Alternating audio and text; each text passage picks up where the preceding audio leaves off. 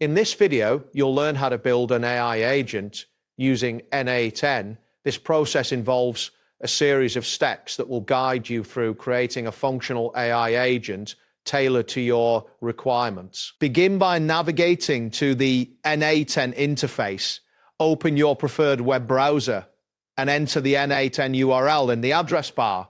Once the page loads, you will see the main dashboard, which displays various options and workflows available in n8n. Next, locate the section labeled Greeting on the dashboard. You can find this by looking for a navigation menu or sidebar on the left side of the screen. Click on the Greeting option to proceed. This will take you to a new screen where you can manage your greeting workflows. After that, look for the chat option within the n8n interface.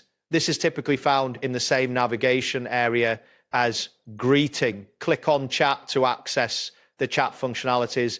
You should now see a workspace that allows you to interact with the chat features of n8. Once you're in the chat interface, you will see a text input field. Here you need to type the phrase create an AI agent. This command will initiate the process of building your AI agent. It is essential to ensure that your input is accurate, as any typos could lead to unexpected results. After typing the command, press the Enter key on your keyboard to submit your request. This action will trigger the chat system to process your input and begin generating the AI agent based on your specifications.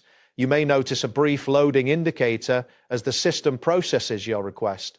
Next, you will receive a response that indicates the AI agent can be built for you. This message will also provide a concise implementation guide along with starter code that may include Python, LangChain, OpenAI, and a local FIS vector database. It's important to review this information carefully, as it contains essential details for the implementation. Finally, ensure that you have sufficient storage and a stable internet connection before proceeding with any downloads or code implementations.